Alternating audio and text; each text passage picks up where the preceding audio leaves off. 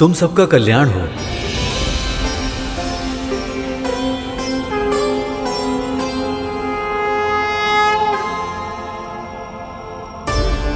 गरुड़, चंद्रमा के बाद और सूर्य लोक से पहले और कौन से ग्रह आएंगे? पृथ्वी और सूर्य के बीच दो और ग्रह होते हैं। सबसे पहले आता है शुक्र, जिसका रंग श्वेत और ये उज्जवल स्वभाव का ग्रह है, परंतु ज्वालामुखियों से भरी इसकी सतह का तापमान बहुत अधिक होता है। फिर इसके बाद आता है बुध ग्रह, जो सूर्य के सबसे निकट है। इसका रंग भूरा होता है, जो सूर्य के चारों ओर तीव्र गति से घूमता रहता है। इसकी कक्षा बहुत छोटी होती है। दिन में ऊष्मा और रात में शीत सबसे अधिक होती है। वाह गरुड़, तुम्हें ये सब कैसे पता? मेरी माँ ने सूर्यमंडल और अंतरिक्ष के बारे में बहुत कुछ बताया मुझे। गरुड़, हमें भी ये दोनों ग्रह देखने हैं। हाँ गरुड़। नहीं तक तो भैया, बिना किसी कारण के इन ग्रहों पर जाना और वहां की शांति भंग करना उचित नहीं है। हम दूर से ही इन ग्रहों को प्रणाम करके अपने मार्ग पर आगे बढ़ जाएंगे। और वैसे भी हमारी दोनों माएं हमारी प्रतीक्षा कर रही होंगी।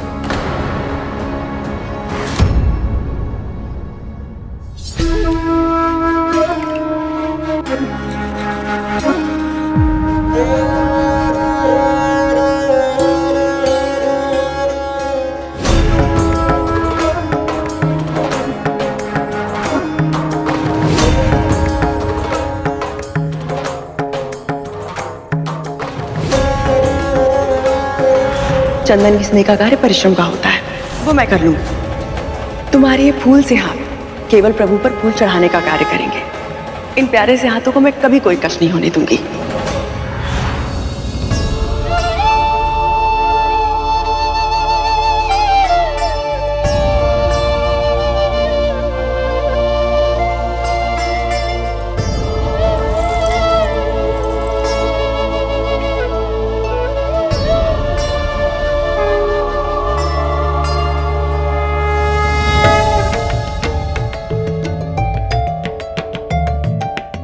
हे प्रभु, मैं जानती हूँ कद्रू दीदी ने सदैव मेरे पुत्रों का आहित ही किया है।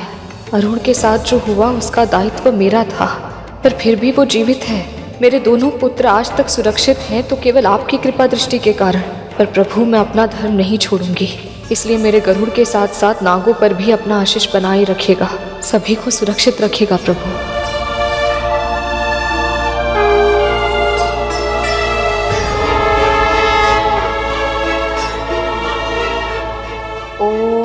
नमो भगवते वासुदेवाय। ओम नमो भगवते वासुदेवाय। ओम नमो भगवते वासुदेवाय। मुझे ऐसा क्यों लग रहा है कि माँ ये पूजा विचलित होकर कर रही है? ओम नमो भगवते वासुदेवाय। ओम नमो भगवते वासुदेवाय। बहुत आनंद आ रहा है।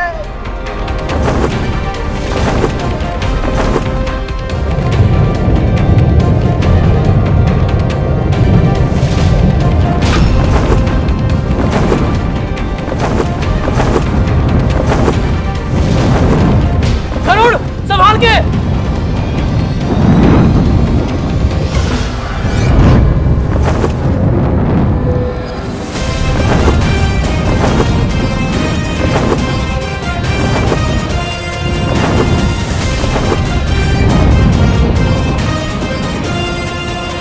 यहाँ तापमान बहुत अधिक है भैया। हाँ हाँ, अब तो सहन भी नहीं हो रहा है। मुझे इनको सुरक्षित यहाँ से निकालना होगा।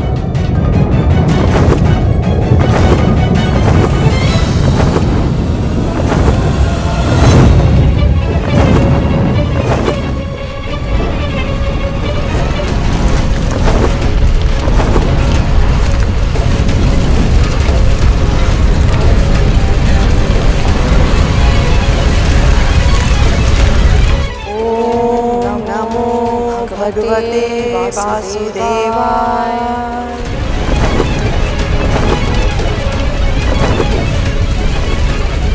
गरुड़, अब हम क्या करें? बचा लो गरुड़।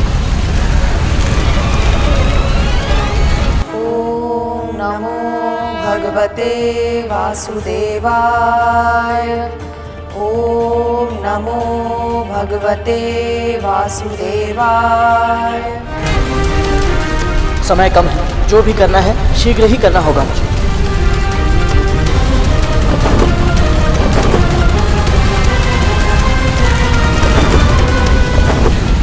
गरुड़ बचाओ हमें, गरुड़ बचा लो। कैसी शक्ति है ये जो मुझे खींच रही है? मैं उड़ क्यों नहीं पा रहा हूँ?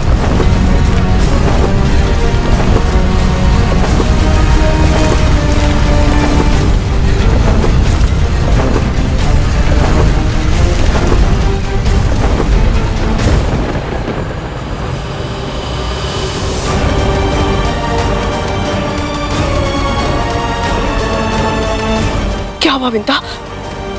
तुम्हें कुछ दिखाई दिया क्या? जब मैंने प्रभु का ध्यान करना प्रारंभ किया था तो मुझे लगा कि गरुड़ बहुत तीव्र प्रकाश की ओर जा रहा है,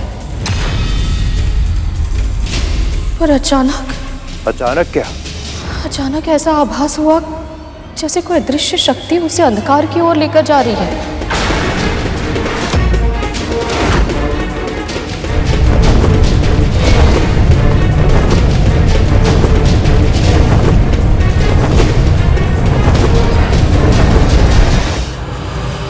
ऐसा घनघोर अंधकार जिसमें सूर्य का प्रकाश भी खो जाता है।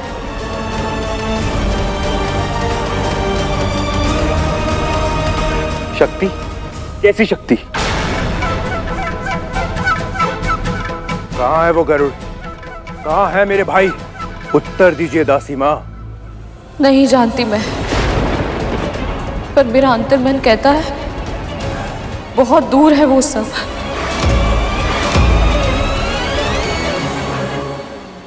पृथ्वी से भी और सूर्यलोक से भी।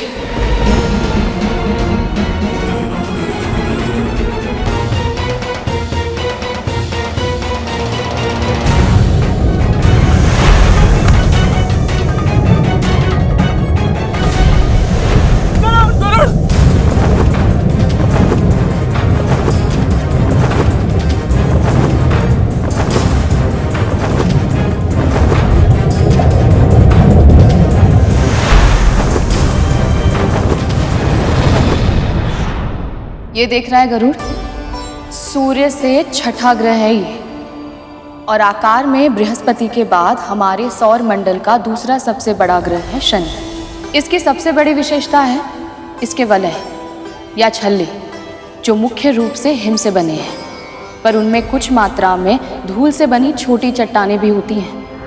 यदि मेरा अनुमान सही है तो ये शनि ग्रह है, पर वो तो पृथ्वी और सूर्य से बहुत अधिक दूर है। इसका अर्थ है कि हम सच में मार्ग भटककर बिल्कुल विपरीत दिशा में आ गए। माँ और बड़ी माँ दोनों प्रतीक्षा कर रही होंगी। गुरुत्वाकर्षण के कारण मैं अंतरिक्ष में तो नहीं जा सकता। उचित यही होगा कि यहाँ से मैं इस ग्रह पर उतर जाऊँ।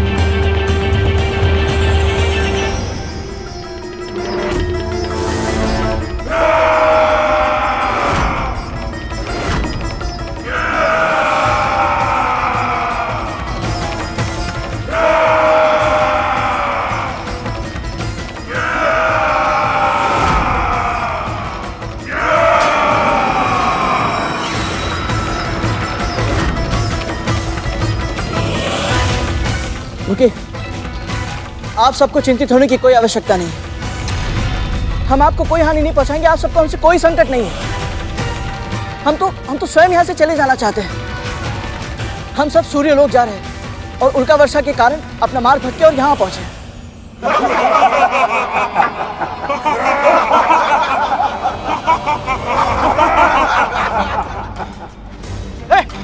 हंस क्यों रहे हो तुम?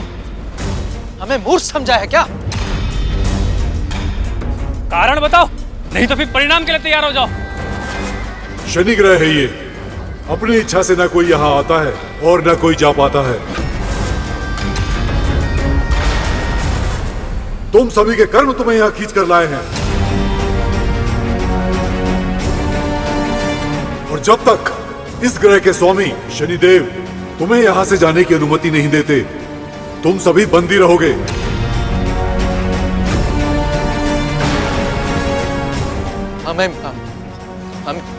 हमें बंदी बनाने का दुस्साहस? जानते भी हो हम कौन हैं? तख्तू भैया, धूमल भैया, शांत हो जाइए। युद्ध नहीं करना है हमें। नहीं गरुड़, भाइयों तैयार हो जाओ। इन मूर्ख सिपाहियों को और इनके स्वामी को पता चलना चाहिए कि हम कद्रू मां के पुत्र हैं। महाशक्तिशाली, महाबलशाली नाग हैं हम।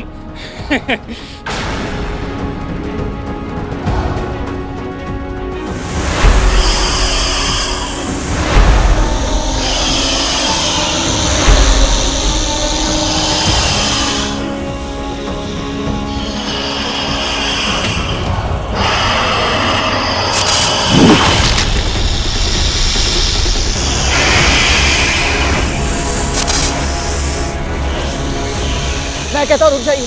तख्तू भैया, धूमल भैया, रुकिए। युद्ध कोई उपाय नहीं है, मेरी बात मानिए। कोई भी कार्य करने से पहले हमें विचार अवश्य करना चाहिए। समझिए कि हम कहाँ और किससे युद्ध करने जा रहे हैं।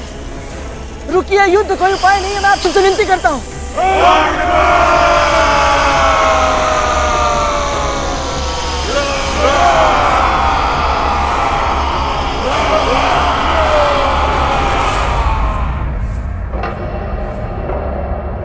नमो भगवते वासुदेवाय। दीदी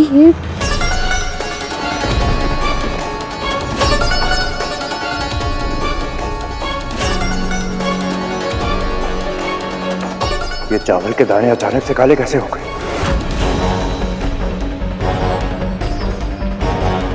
ऐसा तो तब होता है जब शनिदेव का प्रभाव हो।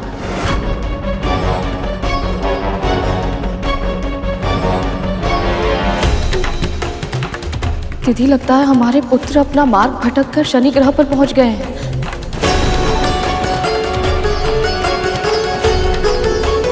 यदि शनिदेव की वक्र दृष्टि उन पर पड़ गई तो अनर्थ हो जाएगा।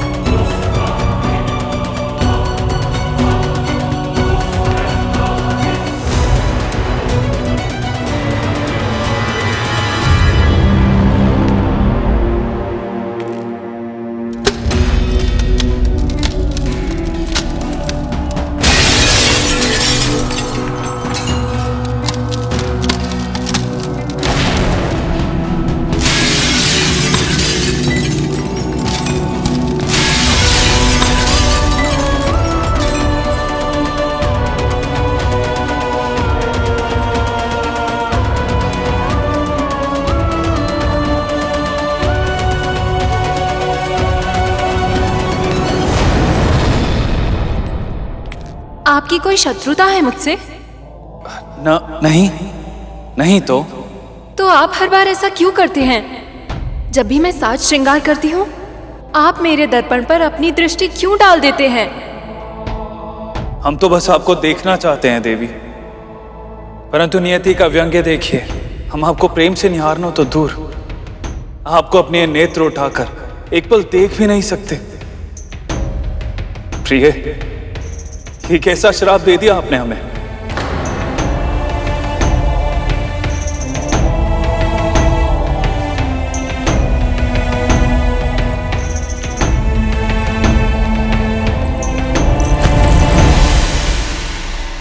आप मुझे देखना चाहते हैं और मैं भी तो यही चाहती हूं ना स्वामी।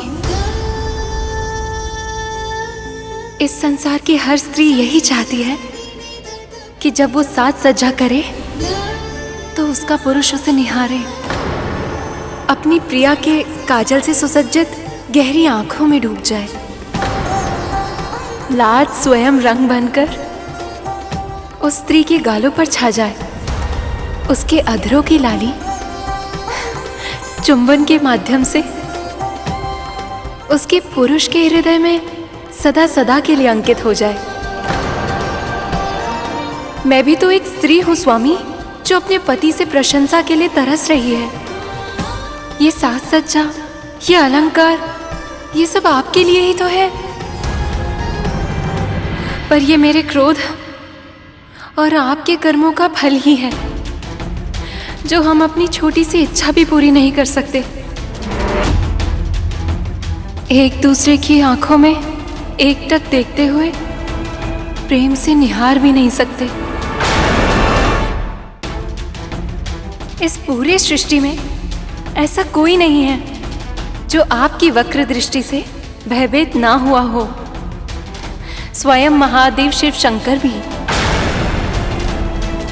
आपको स्मरण है ना कैसे उन्हें आपकी वक्र दृष्टि का प्रकोप सहना पड़ा था? प्रणाम महादेव।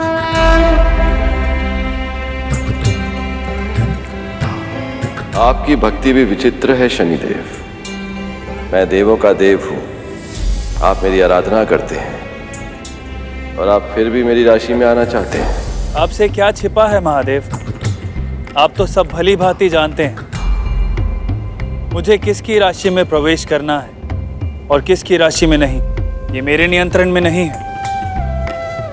हम सब प्रकृति के नियमों से बंधे हुए हैं और उन्हीं नियमों के अनुसार कल मैं आपकी राशि में प्रवेश करूंगा प्रभु, और मेरी वक्र दृष्टि आप पर होगी प्रभु। मैं चाह कर भी होनी को नहीं टाल सकता, इसलिए मैं आपको सतर्क करने आया हूं। आपकी दृष्टि मुझ पर कितने समय तक रहेगी शनिदेव? प्रभु, सुबह की पहली किरण से सवा पहर तक मैं आपकी राशि में रहूंगा। मैं क्षमा चाहता हूं, परंतु तब तक आपको सतर्क रहना होगा। आप चिंतित ना हो, आपकी दृष्टि का मुझ पर कोई प्रभाव नहीं होगा शनिदेव।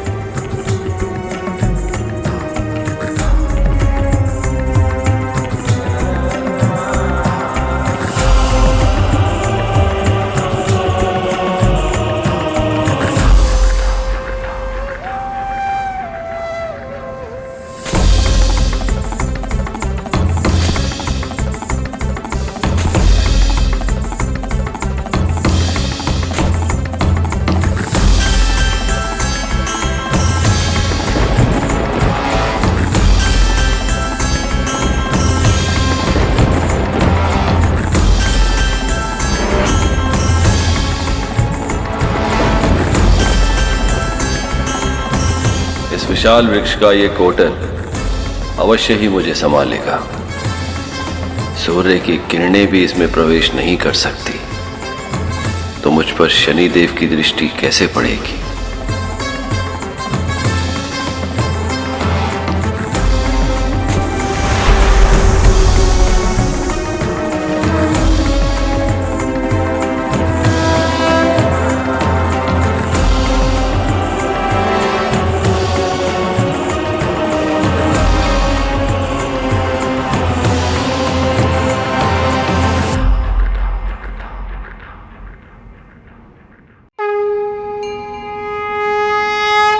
देखा शनिदेव, आपकी वक्र दृष्टि का मुझ पर कोई प्रभाव नहीं हुआ।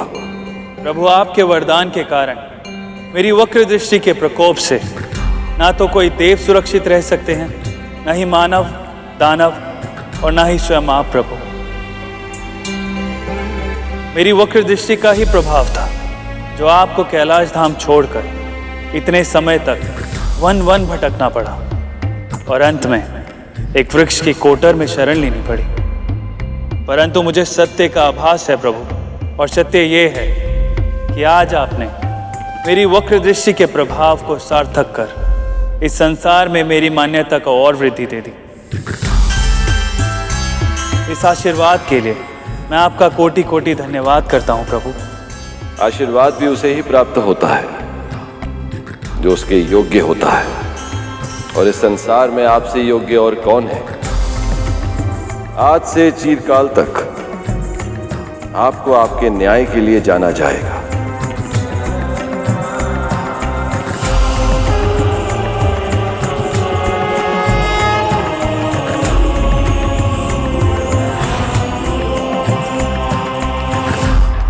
भगवान शिव का हमारी वक्र दृष्टि से सतर्क होकर छिपना महादेव की ही लीला है।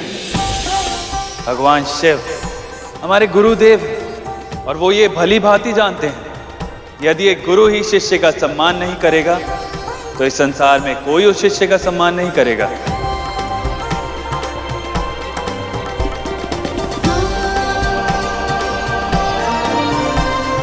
आप अपनी बातों से मुझे बहला रहे हैं स्वामी। महादेव के छुपने का कारण चाहे जो भी हो, किंतु ये सत्य है कि वो आपसे भयभीत अवश्य हुए थे, है ना? ये तो मैं नहीं जानता प्रिय, परंतु इस कथा के माध्यम से आपने हमें स्मरण करा दिया कि चाहे कितना भी कठिन क्यों ना हो, हमें अपनी दृष्टि सदैव नीचे ही रखनी होगी। और हम चाह कर भी आपको इन नेत्रों से कभी नहीं देख पाएंगे। परंतु प्रिय, आपका ये श्राप हमें आपको अपनी मन की आंखों से देखने से नहीं रोक सकता। हम आपको अपनी मन की आंखों से देख सकते हैं, आपका अनुभव कर पा रहा हूं। कितने सुंदर लग रही हैं आप, भोर की ओस की तरह शीतल, फिर भी प्रेम की ऊष्मा से भरपूर, देह को सुख का अनुभव कराने वाली वर्षा की तरह भावनाओं से ओतप्रोत।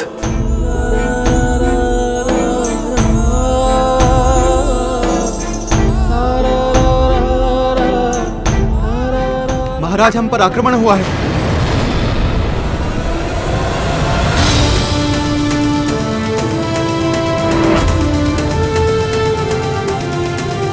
मेरी दृष्टि के प्रकोप से महादेव भी सतर्क होकर छिप जाते हैं, तो कौन है ये मूर्ख जिसने बिना आमंत्रण के मेरे गृह में प्रवेश करने का दुस्साहस किया?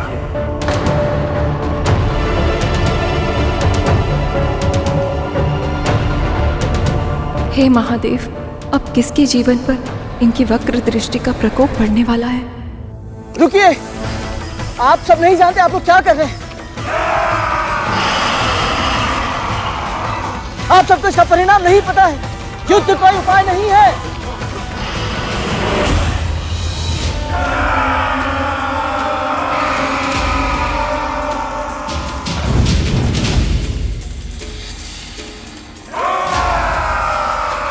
आप दोनों समझ नहीं रहे कि हम ये कितनी बड़ी भूल कर रहे हैं। मैं कह रहा हूं रुक जाइए, अब भी समय है। मैं कहता हूं रुक जाइए।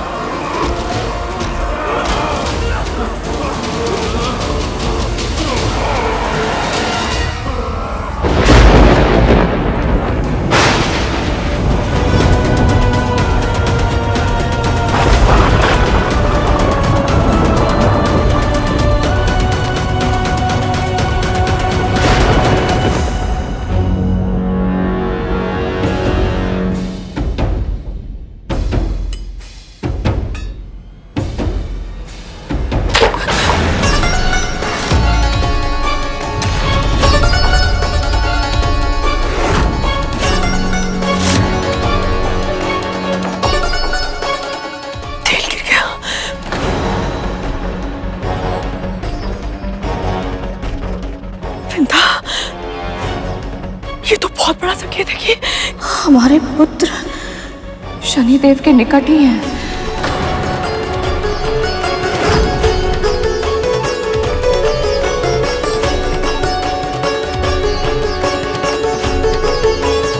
अवश्य है गरुड़, जानबूझ के हमारे भाइयों को अपने साथ लेकर के आ। शनिदेव की वक्र दृष्टि उन पे पड़े। और पहले भी कह चुकी हूँ, मैं एक बार फिर से कहती हूँ, मेरा गरुड़ ऐसा कोई कार्य नहीं करेगा जिससे उसके किसी भी भाई का अहित हो।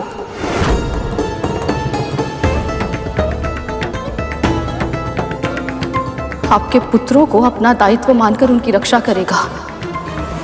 उन पर कोई भी संकट आने से पहले वो स्वयं उस संकट के सामने चट्टान की तरह खड़ा हो जाएगा, पर अपने भाइयों पर आज तक नहीं आने देगा।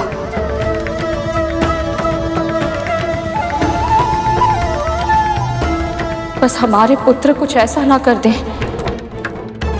जिससे शनिदेव रुष्ट हो जाए।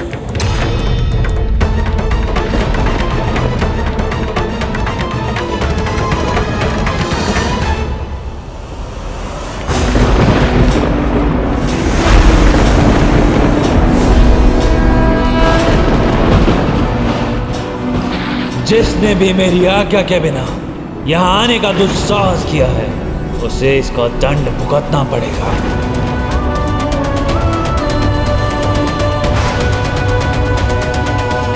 ये कैसा विचित्र परिवर्तन है वातावरण में, कहीं कुछ अनर्थ नहीं होने वाला है?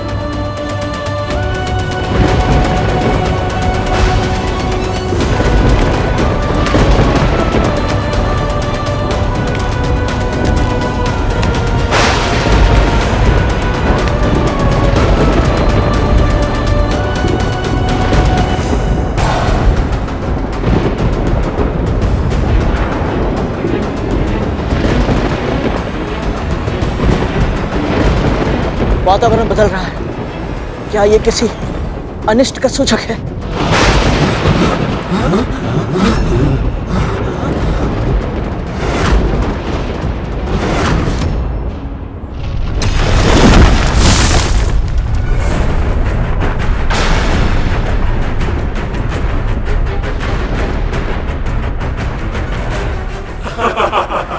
संभल कर, इसके किनारे बहुत तीक्ष्ण है।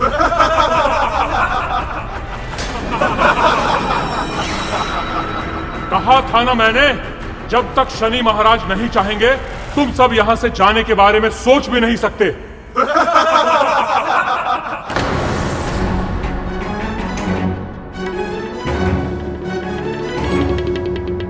ऐसी कठिन परिस्थिति में क्या कर सकता हूं मैं? अपने नाग भाइयों को छोड़कर जा भी नहीं सकता। बड़ी माँ ने मुझ पर विश्वास करके इन्हें मेरे साथ भेजा था। बंदी बन गए हम सब, पर मैं इस कारागार में नहीं रह सकता। मुझे घर जाना है।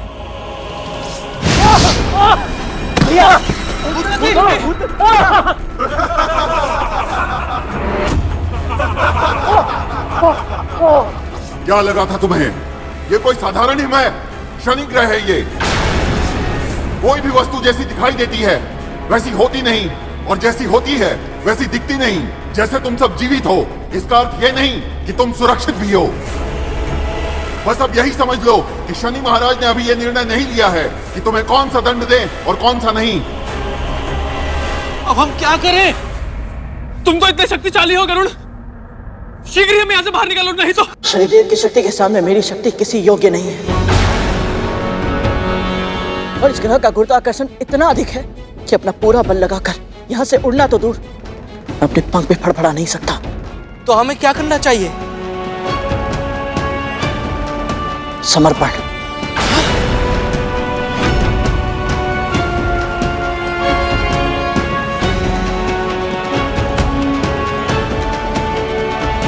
और प्रार्थना भी कि शनिदेव की वक्र दृष्टि हम पर ना पड़े। पर गरुड़, तुमने असुर सेना, महाराज बलि किसी के सामने घुटने नहीं टेके, तो फिर आज शनि महाराज के आने से पहले ही तुम क्यों?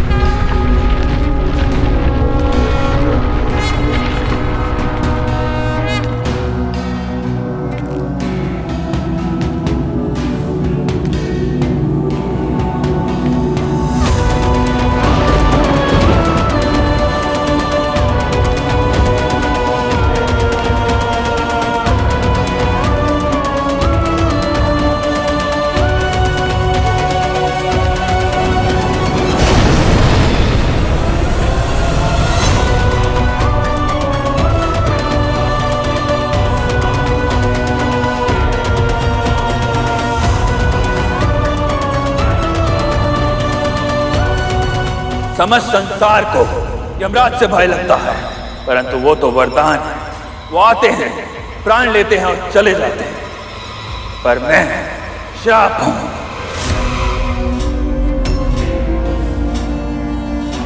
मैं जीवन का अंत नहीं करता, परंतु जीवन को मृत्यु से भी भयानक बना देता हूं। मेरी दृष्टि से कोई नहीं बच सकता, और जिस पर भी मेरी वक्र दृष्टि पड़ जाती है उसका संपूर्ण विनाश होना निश्चित है।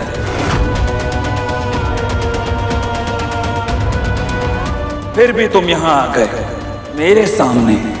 ये ग्रह मेरा घर है, मेरा निवास स्थान, और यहां बिना आज्ञा और बिना निमंत्रण के आने से तुमको दंड क्यों ना दूं मैं?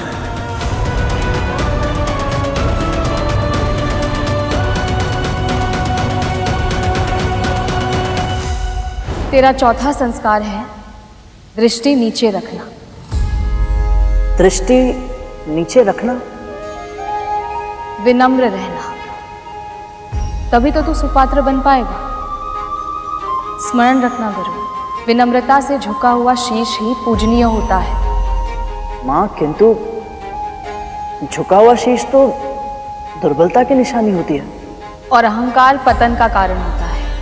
अपने चारों ओर देख कर, कुछ वृक्ष अहंकार से तने खड़े हैं, किंतु कुछ वृक्ष स्वाभिमान और विनम्रता का संतुलन स्थापित कर वायु के साथ झूल रहे हैं। जब आंधी आएगी तो तने हुए शीश वाले वृक्ष धूल में मिल जाएंगे, परंतु अपने लचीलेपन के कारण विनम्र वृक्ष वायु के वेग के साथ झुक जाएंगे और आंधी बीत जाने पर फिर से खड़े हो जाएंगे।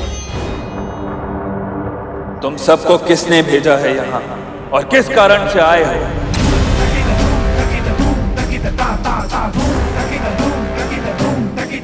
शीघ्र बताओ, अन्यथा मेरा प्रकोप सहने के लिए तैयार हो जाओ।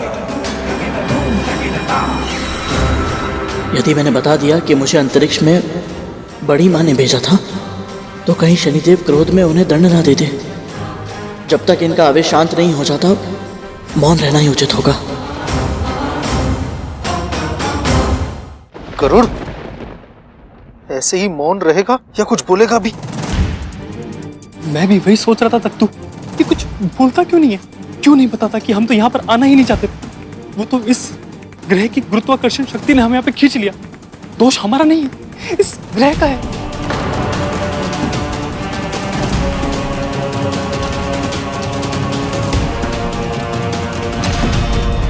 ये सब तो नाग है, उड़ नहीं सकते, तो तुम ही हो जो इन सबको यहां लेकर आए। और यहां जो कुछ भी हुआ उसका दायित्व तुम्हारा है। यदि इसी क्षण तुमने मुझे सत्य नहीं बताया तो मैं तुम पर अपनी वक्र दृष्टि डालने के लिए विवश हो जाऊंगा।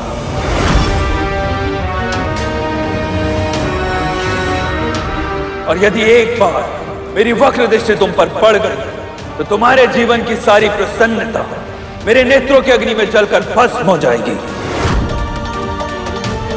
और फिर कभी तुम अपने किसी भी उद्देश्य को पा नहीं पाओगे और कभी भी किसी भी कार्य में सफल नहीं हो पाओगे।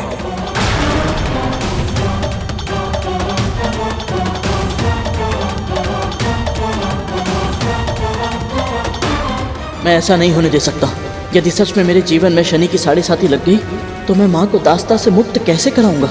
मुझे इन्हें सत्य बताना ही होगा, और मैं नागों के लिए संकट का कारण नहीं बन सकता। तो फिर क्या करूं मैं? माँ,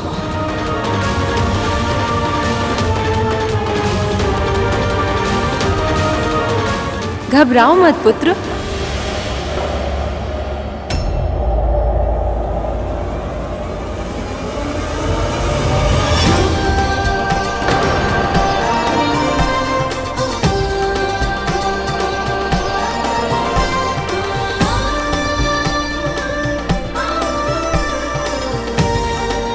मेरे पति न्याय के देवता हैं।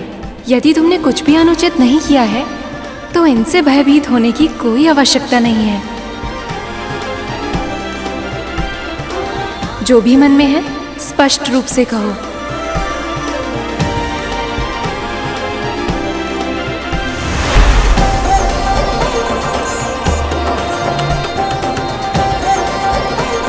सत्य कह रही हैं देवी। यदि तुम मेरे क्रोध की ज्वाला को फिर से प्रज्वलित नहीं करना चाहते तो यही समय है, स्पष्ट बोलो और सत्य बोलो। माँ ने सही कहा था, मौन रहने से कभी कभी बड़ी से बड़ी आंधी आकर भी चली जाती है।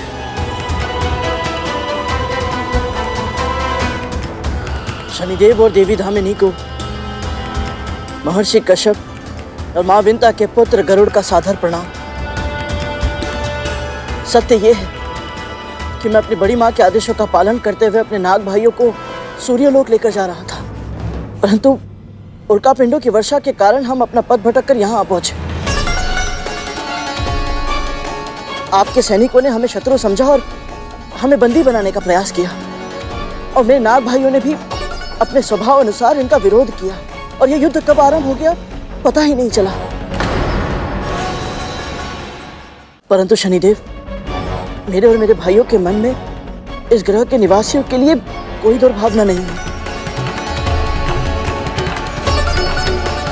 बल्कि मुझे तो ऐसा लगता है कि अवश्य ही मैंने कोई शुभ कार्य किए होंगे कि मुझे आपके दर्शन करने का अवसर प्राप्त हुआ। मैं धन्य हुआ देव। मेरे दर्शन करना तो दूर, समस्त संसार मेरी छाया से भी परे रहना चाहता है, और तुमने कहा तुम्हें हमारे दर्शन करके अच्छा लगा। यदि तुम हमसे भेंट करके इतने ही प्रसन्न हो तो अभी तक मौन क्यों थे? मैं मानता हूँ शनिदेव कि आपके विश्राम में बाधा डालने के बाद, आपके हाथ में त्रिशूल देखने के बाद मैं कुछ समय के लिए भयभीत अवश्य हो गया था, परंतु आपके विषय में मेरी माँ ने मुझे जो कुछ बताया है उसका स्मरण करने के बाद आप मेरे लिए भय का कारण नहीं, वंदनीय है। शनिदेव, मेरी ही तरह आपने भी अपने जन्म से पहले अपनी माँ की पीड़ा को न केवल पहचाना बल्कि उसे सहन भी किया। तो भला दूसरों की पीड़ा को अपनी समझकर सहन करने वाले आप किसी और के लिए भय का कारण कैसे हो सकते हैं? मेरी माँ की तरह आपकी माँ को भी उनके अपनों ने बहुत पीड़ा पहुंचाई है, पर फिर भी ना तो वो धर्म के मार्ग से हटी और ना ही आप। सत्य तो ये है कि बचपन में अनेक कष्ट सहने के बाद जीवन में उन्नति पाने के लिए आपने बहुत कठिन तपस्या की शनिदेव, तब जाकर आपको न्यायाधीश का पद प्राप्त हुआ। इसलिए हर मातृभक्त को आपका अनुकरण करना ही चाहिए। यदि तुम्हें लग रहा है कि हमारी प्रशंसा करके तुम और तुम्हारे सभी नाग भाई हमारे प्रकोप से बच सकते हैं तो ये तुम्हारी भूल है।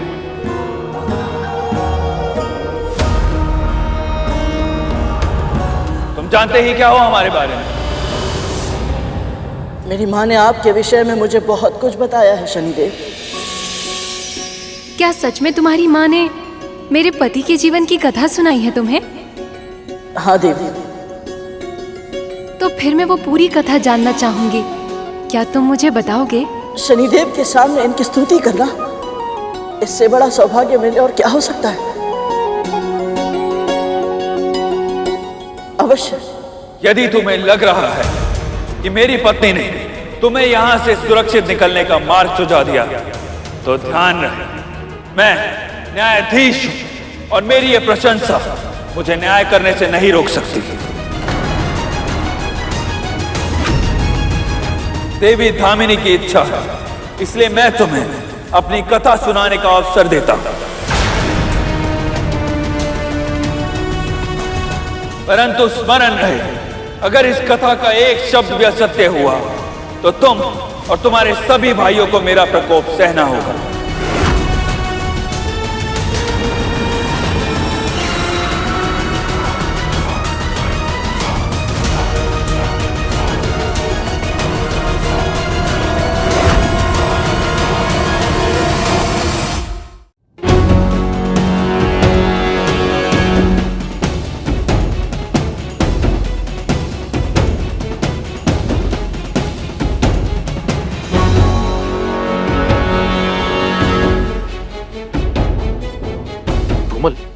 यदि इससे कथा सुनाने में भूल हो गई और शनिदेव की दृष्टि इस पर पड़ गई तो इसकी तो 7.5 ही लग जाएगी। अपना उत्साह नियंत्रण में रख तत्तु। यदि उनकी दृष्टि गरुड़ के स्थान पर हम पर पड़ गई तो? मैं नहीं जानता कि मैं अपने भाइयों को यहाँ से सुरक्षित कैसे ले जा पाऊंगा, पर अभी मुझे उस बारे में सोचना भी नहीं चाहिए, क्योंकि माँ कहती है कोई भी कार्य एकाग्रता के साथ करना चाहिए। इधर उधर की बातों में मन को भटकने नहीं देना चाहिए। हे प्रभु, मेरा साथ दीजिएगा।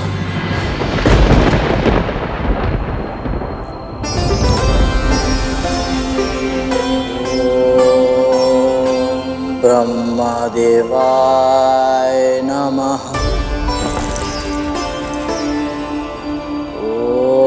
ओम लक्ष्मी नारायणाय नमः। ओम उमा महेश्वराभ्याम नमः। आज तुझे जो कथा सुनाऊंगी उसका महत्व अब तक की सभी कथाओं से अधिक है, क्योंकि ये कथा है न्याय को तरसते एक ऐसे बालक के जीवन की जो आगे चलकर न्याय का देवता बना। ये कथा है शनिदेव की।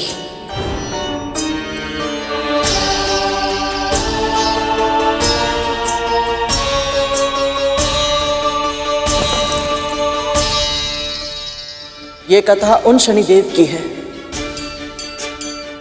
जिन्हें देवों के बीच अपना उचित स्थान प्राप्त करने के लिए बहुत संघर्ष करना पड़ा था।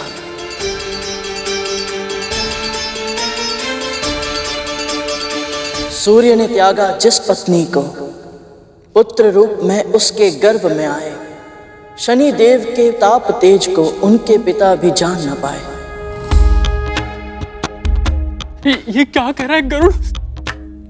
ऐसे कटु वचन निकालेगा तो? शनिदेव की वक्र दृष्टि आज निश्चित हमारा भाग्य बन जाएगी।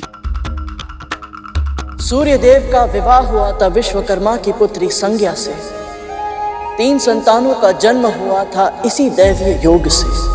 पहले पुत्र वैवस्वत मनु, दूसरे यम और तीसरी यमुना कहलाई। कालांतर में बनी नदी और अद्भुत उन्होंने कीर्ति पाई। विवाह को बीते वर्षों फिर भी स्वामी के तेज को था सहना कठिन। झुलसता था अब भी संज्ञा का तन। उदासीन हो रहा था सूर्य कमल। उदास और खिन्न एक दिन भ्रमण कर रही थी संज्ञा, जब दिखी उन्हें अपनी छाया और विचार एक मन में आया।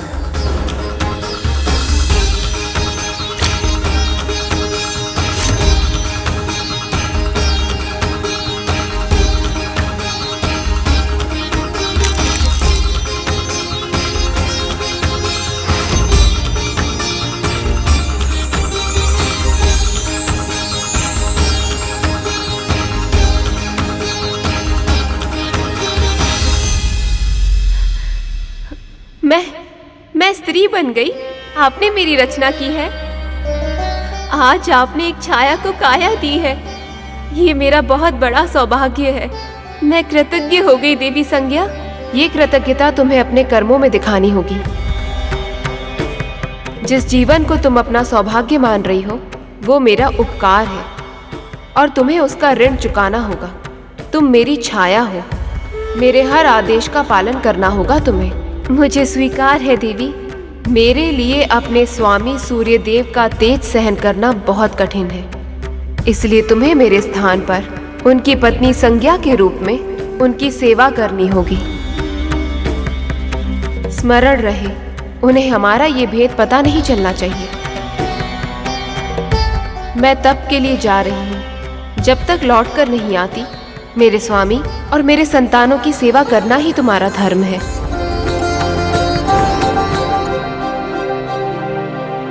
थी संज्ञा छाया जैसे बहने हो दो, सब कार्य साथ में करती थी। हर क्षण साथ में रहती, जीवन जीती और साथ में हंसती थी। छाया थी निर्दोष और सौम्य। उन्हें संज्ञा की योजना का आभास न था। स्नेह संबंध नहीं, बस स्वार्थ का नाता है, ऐसा उनको विश्वास न था। पति सेवा की, संतानों का ध्यान रखा, मौन रही, और सब कुछ सहा। साथ है जो वो पत्नी नहीं और कोई है। सूर्य को ये आभास न था, वो उनका तेज भी सहती, ध्यान भी रखती, घर का सारा कार्य भी था। अपनी कर्तव्य निष्ठा से छाया ने स्वामी का मन मोह लिया था। दोनों को साथ ला रहा था, ये नियति का अवश्य कोई संकेत था। अग्नि और वायु साथ साथ थे, संबंध तो फिर होना ही था। पंख लगा के उड़ जाता सुख में समय, सृष्टि का यही नियम है। दुर्दिन छाया के आरंभ हुए तब, जब पता चला वो गर्भवती है। जो ही संध्या को मिली सूचना कि सूर्य और छाया ने प्रेम का समागम किया, बस बहुत हुआ, अब जाओ मेरे जीवन से। उन्होंने ईर्ष्या में छाया को आदेश दिया, पर छाया तो प्रेम में रमी हुई थी।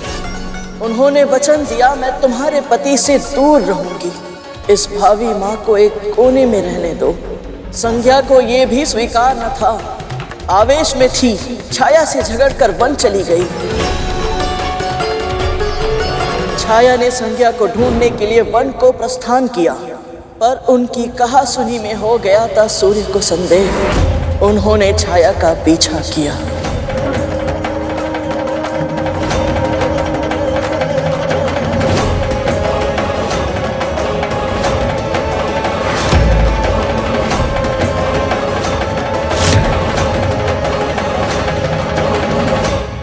देवी,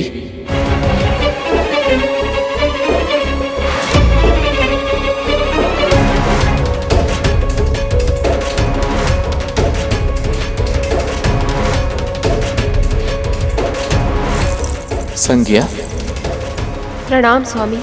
तुम यहाँ? तो फिर ये कौन है?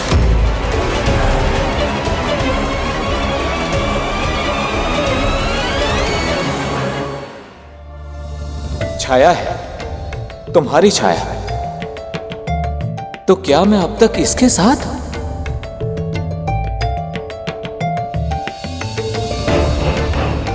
परंतु तुम इस निर्जन स्थान पर क्या कर रही हो प्रिय? आओ मेरे साथ सूर्यलोक लौट चलो। मैं केवल तुमसे प्रेम करता हूं प्रिय, तुम्हारी छाया का मेरे लिए कोई महत्व नहीं है।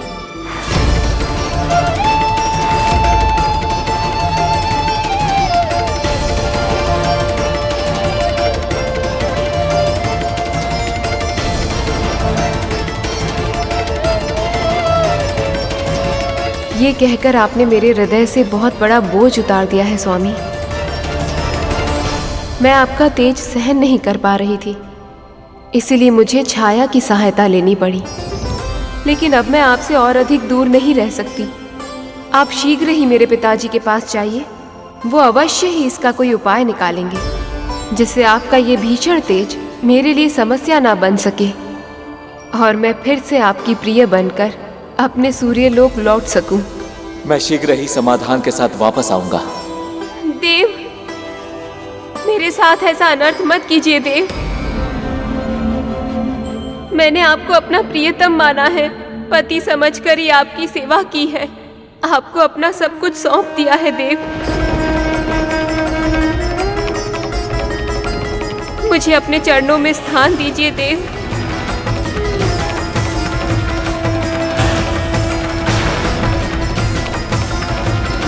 आपकी विरह के क्षण अब और शेष नहीं है देवी संज्ञा। ये विरह के क्षण शीघ्र ही समाप्त होंगे, ये मेरा वचन है।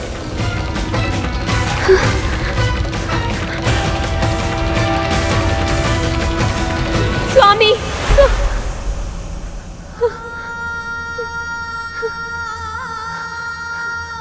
अब आप ही मेरी सहायता कीजिए देवी संज्ञा।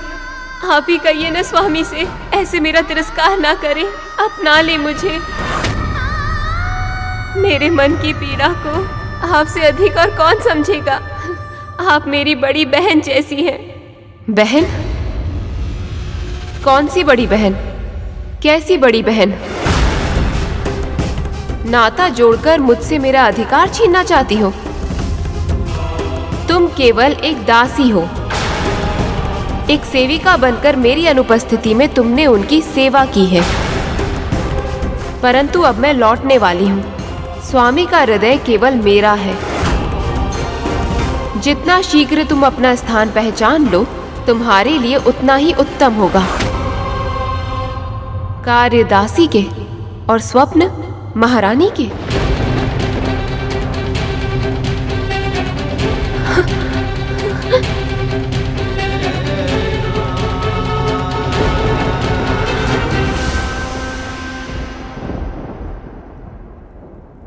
संसार में सबसे गंभीर घाव हमें वही देते हैं जिनके बारे में हम कल्पना भी नहीं करते कि वो हमें कभी कष्ट भी पहुंचा सकते हैं।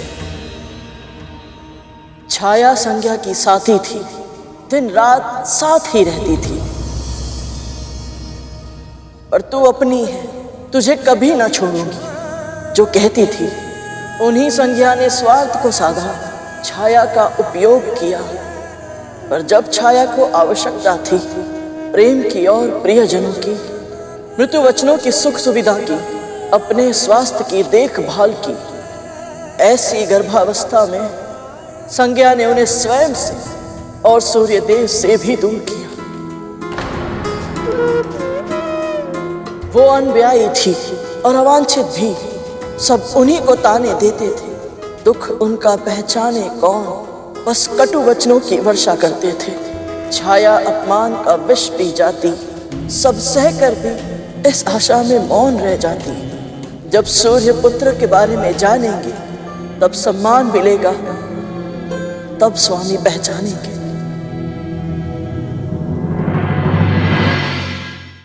जैसे मैं डिम में रहकर भी अपनी मां की पीड़ा को अनुभव कर पाता था, वैसे आप भी गर्भ में थे देव, और अपनी मां के कष्ट आपसे छिपे हुए नहीं थे। पल पल प्रतीक्षा की धूप में जलती छाया कि सूर्यदेव कब लौट कर आए, सब कष्टों की परीक्षा उनकी कब समाप्त हो, कब स्वामी उनको अपनाए।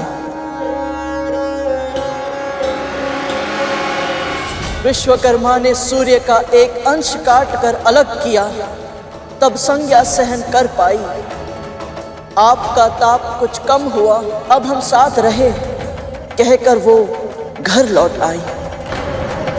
पहले संज्ञा ने धुतकारा था, अब हृदय के स्वामी ने भी छाया को छोड़ा, त्याग किया। तिरस्कृत अपमानित गर्भवती छाया वन को चली। उन्होंने तपस्या करने का निश्चय किया। ओम नमः शिवाय, ओम नमः शिवाय, ओम नमः शिवाय, ओम नमः शिवाय, ओम नमः शिवाय, ओम नमः शिवाय, ओम नमः शिवाय, ओम नमः शिवाय।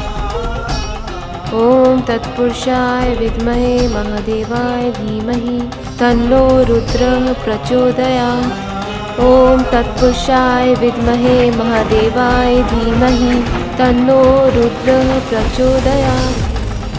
ओम तत्पुरुषाय विद्महे महादेवाय धीमहि तन्नो रुद्रः प्रचोदयात्।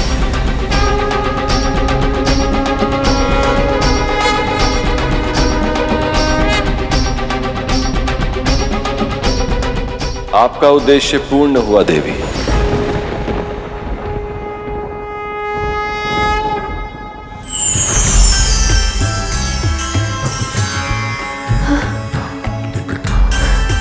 आपकी तपस्या सफल हुई।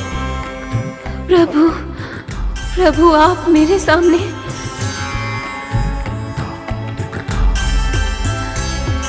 गर्भवती स्त्री के लिए संसार में सबसे महत्वपूर्ण होता है उसके गर्भ में पोषण पा रही संतान।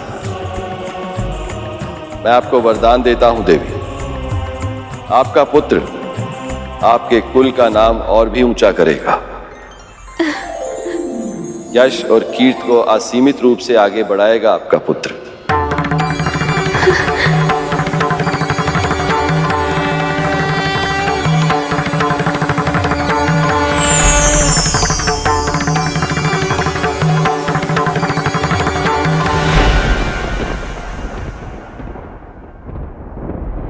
स्त्री के जीवन में चाहे कितने भी कष्ट क्यों ना हो, उनके प्रथम संतान के जन्म लेने के बाद वो सारे कष्ट, सारी विपदाएं, पीड़ाएं, ताने, अपमान, सभी दुख समाप्त हो जाते हैं। पर ये सुख ना मेरी माँ को मिला, ना आपकी माँ को मिला देव।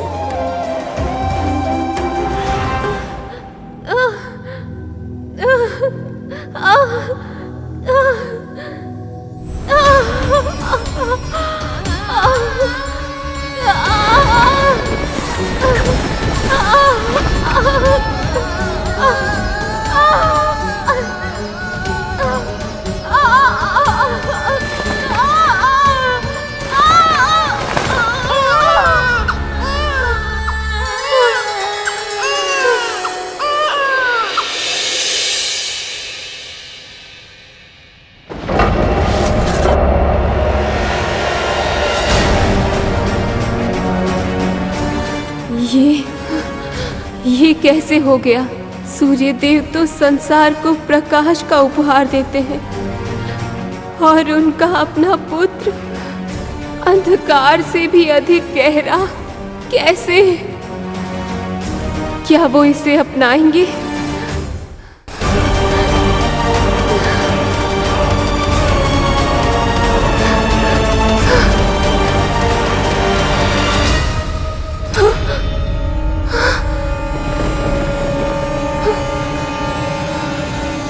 माँ,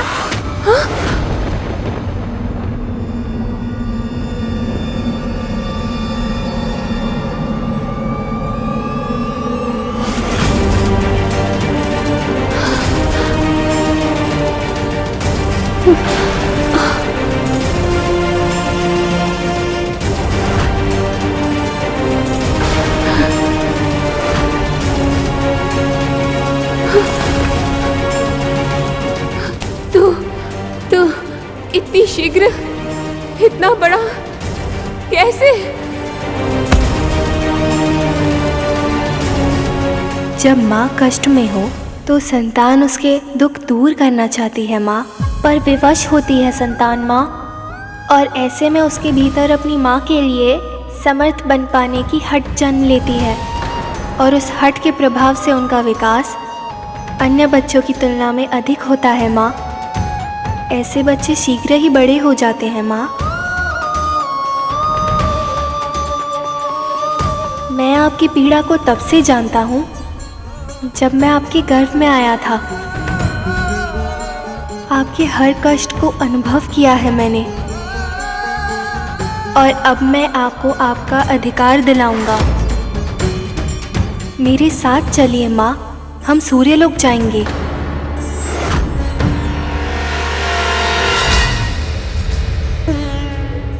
हर पुत्र यही चाहता है कि वो अपनी माँ के आंसुओं को पोंछ पाए, उनकी हर पीड़ा, हर कष्ट को समाप्त कर पाए, उन्हें वो सम्मान दिला पाए जिसके वो योग्य है। माँ के चरणों में पुत्रों का स्वर्ग होता है, और ये बात आपसे अधिक और कौन समझ सकता है देव। सत्य का प्रकाश अपने भीतर भरकर आप अपने पिता से मिलने गए, पर वहां जो हुआ वो आपकी कल्पना से परे था।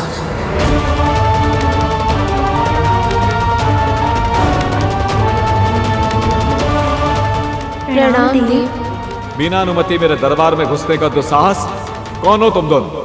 मैं देवी छाया और आपका पुत्र शनि हूँ, और आज यहाँ अपनी माँ को इनका अधिकार दिलाने आया हूँ। अधिकार की चर्चा ये सबोध मुख से। भूल तुम्हारी नहीं, तुम्हारी माता की। जब तुम्हें अपना उचित स्थान स्मरण नहीं रहा तो अपने बालक को क्या सिखाओगे? तुम्हारी रचना एक विशेष उद्देश्य के लिए की गई थी।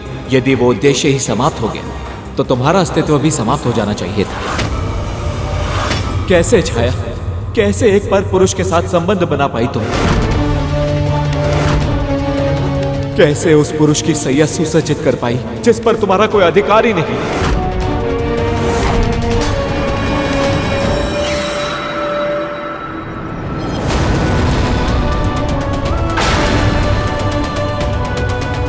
ये क्या कर रहा है गरुड़? शनिदेव के समक्ष ही उनके अपमान की कथा सुना रहा है। अब गरुड़ को इनकी वक्र दृष्टि से कोई नहीं बचा सकता।